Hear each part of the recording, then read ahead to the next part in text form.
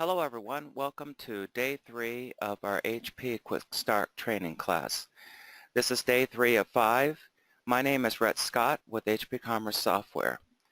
Today's topic will be working with vendors, purchasing, purchase advice, and automated reordering. The next item I want to cover is I want to pull up an existing item on an order so that we can focus on looking at a few topics for a given item on an order.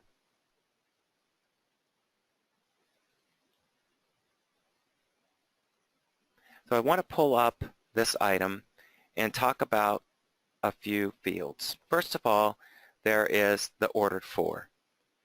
You can indicate an ordered for customer, or you can just type in by hand any value you want here.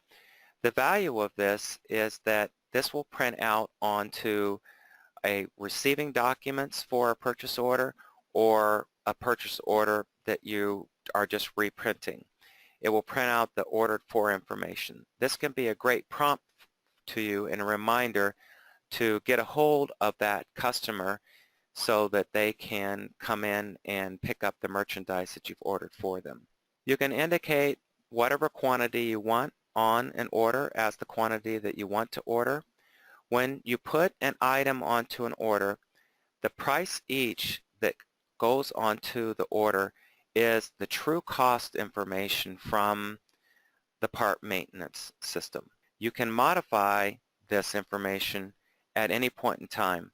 If you discover that that cost is not correct or that the vendor is having a sale on the item, you can make an adjustment at the time that you're putting items onto the order. The last item here on this form that I want to talk about is the manufacturer product line code and part number. In the part number maintenance form, there is a spot for you to put in a manufacturer product line code and part number. If the manufacturer or the vendor that you are ordering from refers to the item as something different, then you can indicate the product line and part number that they call it. That will print out on purchase orders for you to help you make sure that you get the right thing ordered from your supplier. However, that will not affect how it goes into your system. It will still go into your system under the product line code and the part number you've specified in the system under part number maintenance. I also want to point out too that drag and drop is available when you are building a purchase order. Sometimes for the sake of organization, you want the items on the PO to appear in a certain order. You can drag and drop items on a PO. You just select the item. Once you have it selected, you hold it down with your left mouse button, and then you can drag it up to a different location. Let's go through the process of creating an order from scratch. We'll go ahead and create a new order. And just like searching for vendors, you just need to type in a part of the vendor's name and it will search for whatever information you've entered. Another tip is to look over here under choosing a vendor, that if you happen to know your purchase order number, if you're wanting to pull back up a purchase order that you are working on, you can create a purchase order, say at the beginning of the week, and then leave it open and unprocessed all week long by, you can keep pulling that PO back up just by entering the purchase order number followed by PO. That's the quickest way of pulling up a purchase order if you happen to know what that purchase order number is.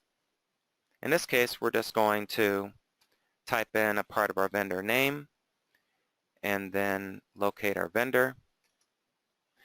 If there are open POs for the vendor, it will warn you.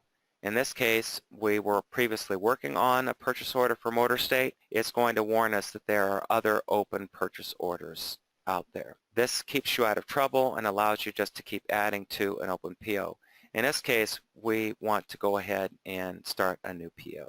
It pulls in all of the information from the vendor master.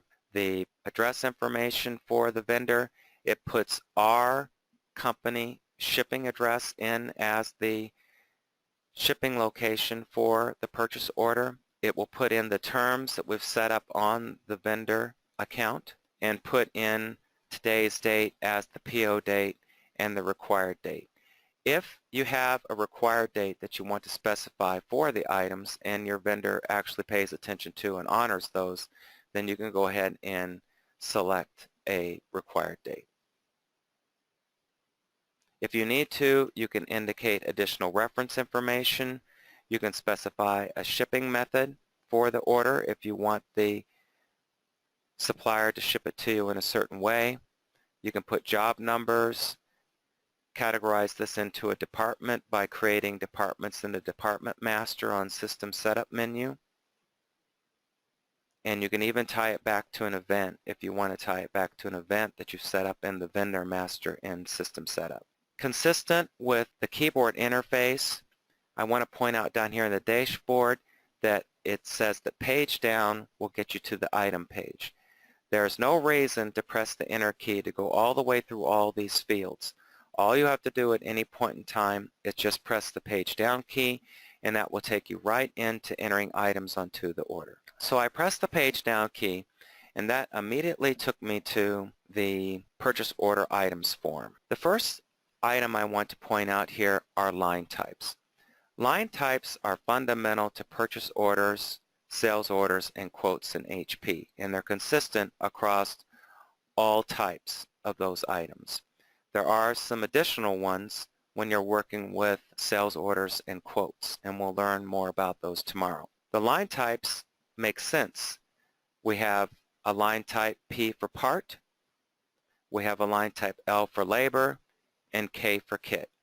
You can add freight onto an order by using F, and then there's specialty line types for parts and labor.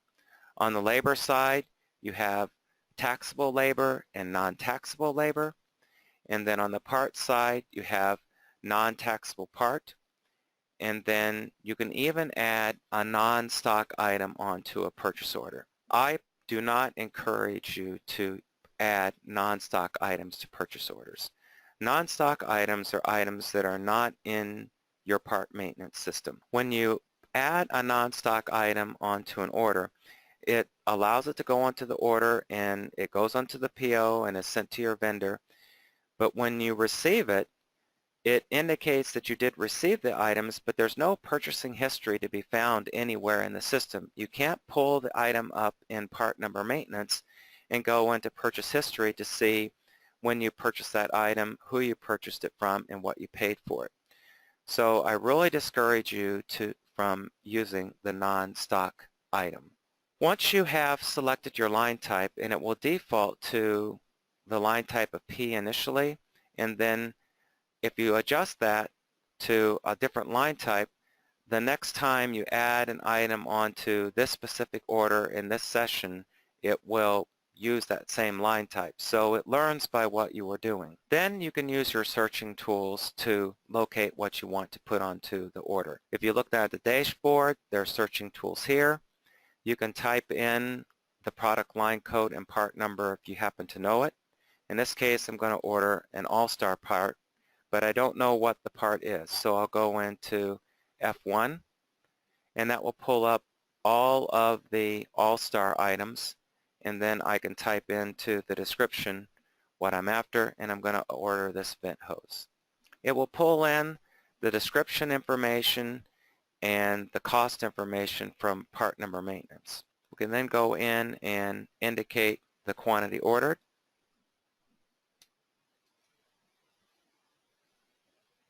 By default, it will show that the item is being ordered for stock. If you want to indicate a specific customer that you're ordering it for, you can just select F1, and then you'll be able to use the search tools to locate any customer that you want. Also on this form, it will show you what you currently have available and what you currently have on order on other POs. Pressing enter will add this item onto the order. You can see it appear in our list of items behind this form, and then it prompts us to move on with adding another item to the order. We can go ahead and order another All-Star part. you can keep going through this process to keep adding items onto the order. You can add labor, put freight on. Let's go ahead and put a freight line on. It picks up the freight description from the freight that we indicated on the purchase order item page. If we want to indicate some different type of freight line here, we can type over this description, and then we can provide what we believe the value of the freight will be.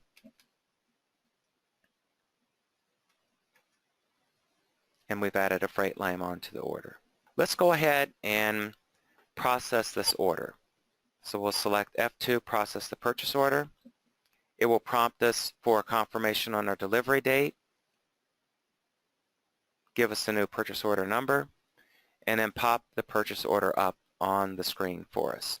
It's now in print preview. We can print it out, or we can email it, or if you have a fax program such as eFax, you could fax it. You can see where it shows your part number in the system and then the manufacturer part number. There are settings that you can use in the system to suppress the hour part number display on the purchase order. And we'll talk about those in our final day of our class as a way of fine-tuning the system. And if we go all the way down to the bottom, it will show the disclaimer that we talked about in day 1 that you can set up for a PO. And then the order total is shown down at the bottom. And it's given as a breakout of parts, labor, and freight.